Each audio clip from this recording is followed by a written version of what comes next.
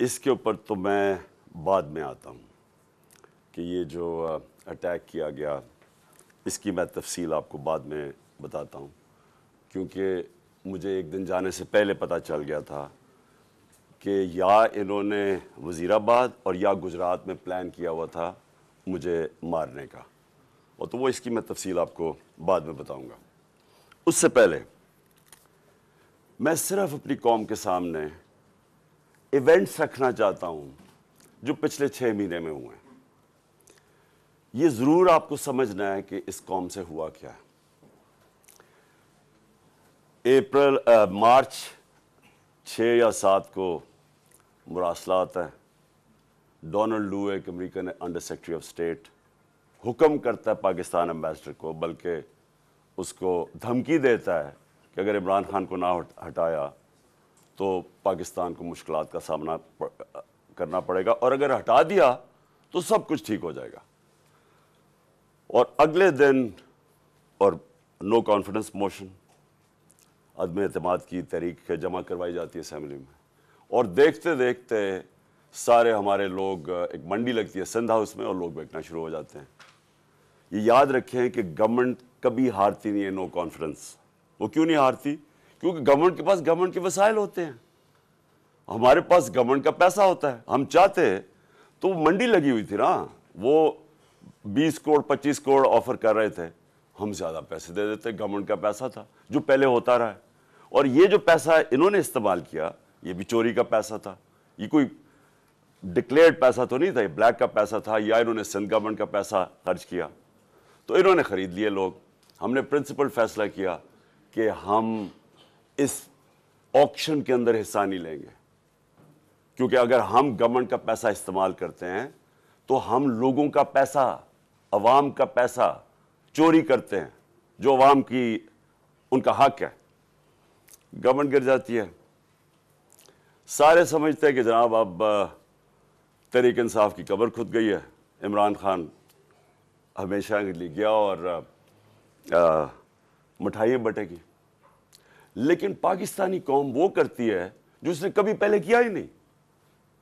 تو 10 تاریخ کو، اور میں آپ کو خود کہہ رہا ہوں 10 اپریل کو، میں خود ہی حیران کہ جو شام کو سینز دیکھے، جو لوگ سڑکوں کے اوپر آئے، جس طرح لوگ نکلے، میں بشرا بیگم کے ساتھ بیٹھا تھا تو ہم خود حیران رہ گئے کہ یہ ہوا کیا ہے۔ ہوا یہ کہ یہاں 90 کی دہائی میں 2 حکومتیں کرپشن میں نکالی گئی۔ جب وہ کرپشن میں جاتی تھی اور اسٹیبلشمنٹ نکالتی تھی، لوگ مٹھائیاں بانٹتے تھے۔ پھر جنرل مشرف آ گیا، 2 دفعہ کرپشن میں ان گورنمنٹس کو نہ کہ وہ خود اس نے مارشل لاء لگا دیا، لوگوں نے مٹھائیاں بانٹی، لوگ ان کی کرپشن سے تنگ تھے، ان 2 جماعتوں کی۔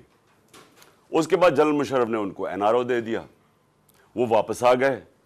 فیصلہ جنرل مشرف نے کیا NRO دینے کا، جب اس کے پاس رائٹ ہی نہیں تھا کہ عوام کا پیسہ چوری، کرپشن کا مطلب ہوتا ہے عوام کا پیسہ چوری ہونا، تو عوام کا پیسہ چوری ہوگا اور جنرل مشرف معاف کر دیتا ہے ان کو، وہ آ جاتے ہیں اور 10 سال 4 گنا پاکستان کا قرضہ بڑھتا ہے۔ کرپشن کیسز انہی دوروں میں ان کے بنتے ہیں۔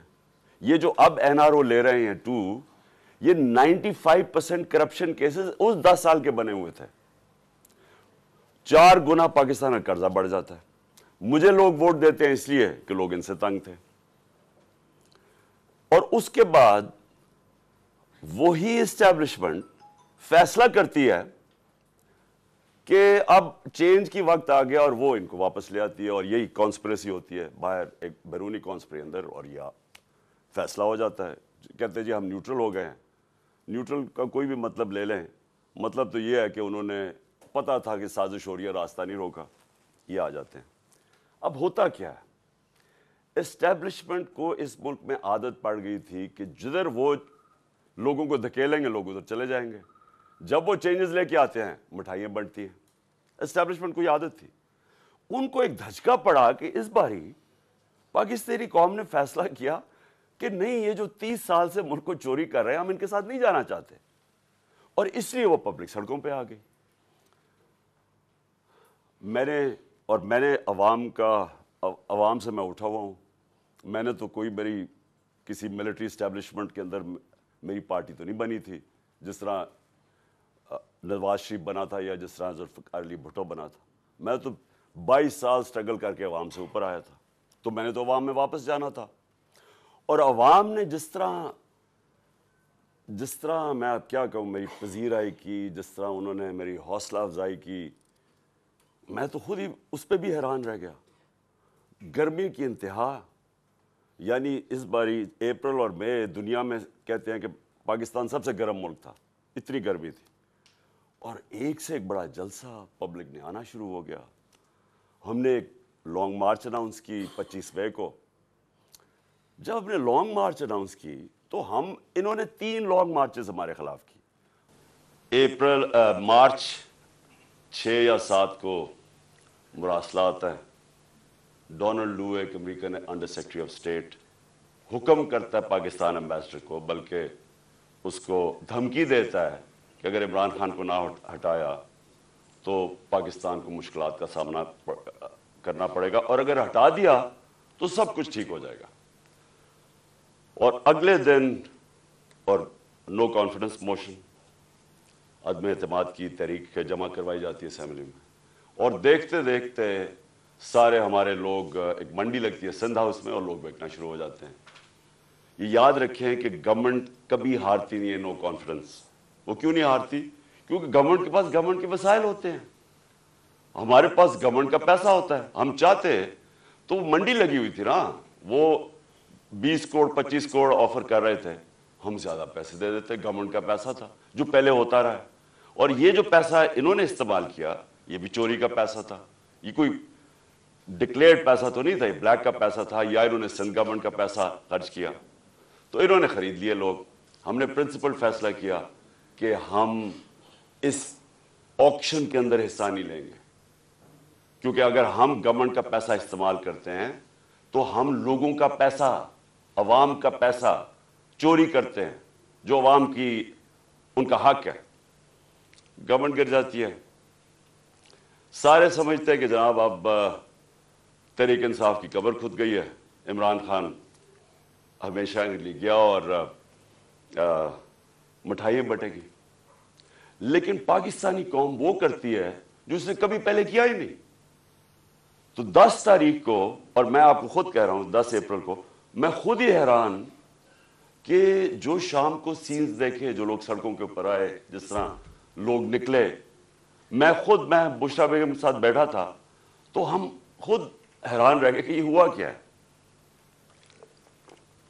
ہوا یہ کہ یہاں 90 کی دہائی میں 2 حکومتیں کرپشن میں نکالی گئی. جب وہ کرپشن میں جاتی تھی اور اسٹیبلشمنٹ نکالتی تھی, لوگ مٹھائیاں بانٹتے تھے.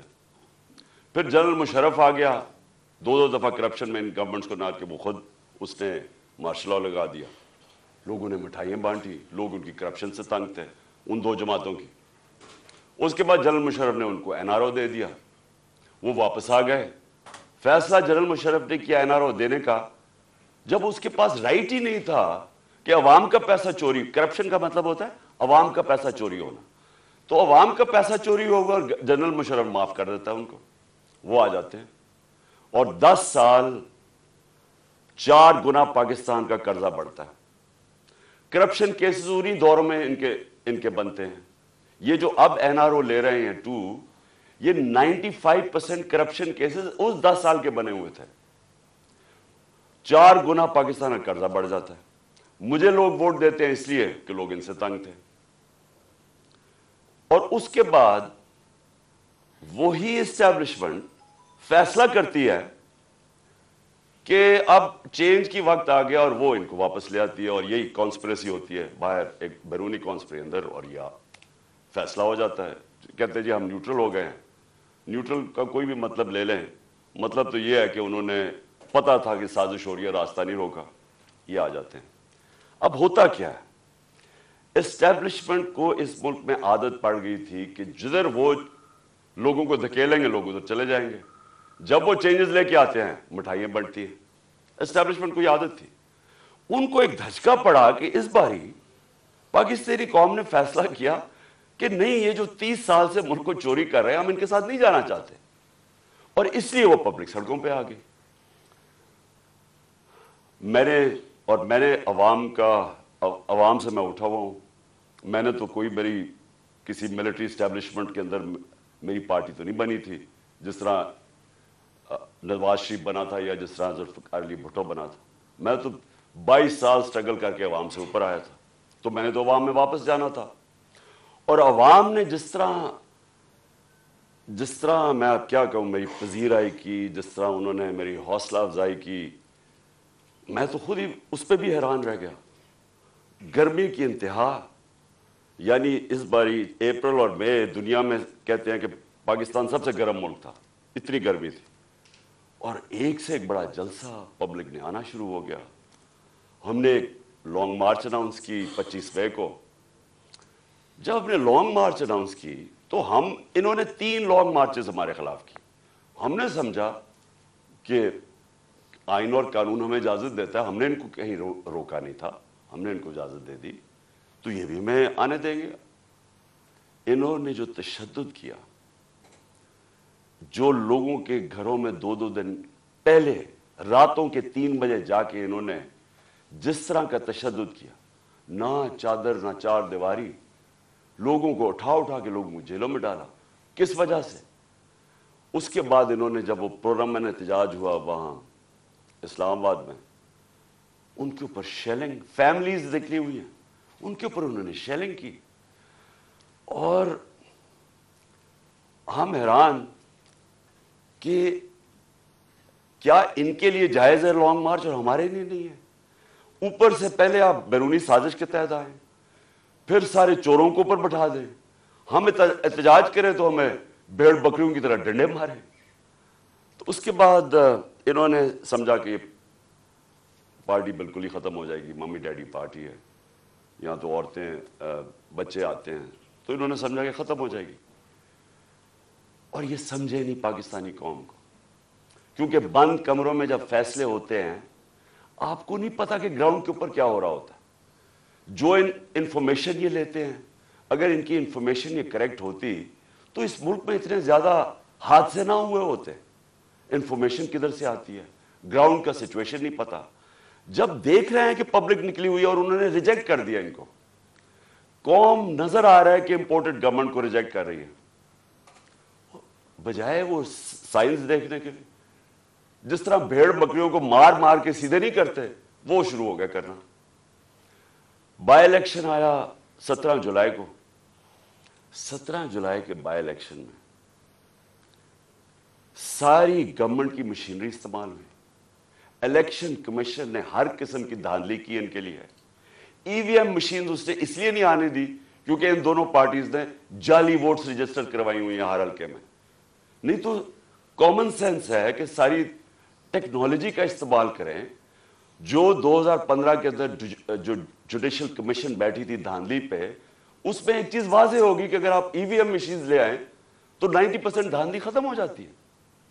انہوں نے جان کے نہیں آنے دی، اس الیکشن کمیشن نے روکا، ان دونوں پارٹیز انہوں نے مخالفت کی اور ہینڈلرز نے مخالفت کی، کیونکہ مینپولیٹ نہیں ہو سکتے الیکشن۔ اس کے بعد بٹن دباؤ تو رزلٹ آ جاتا ہے۔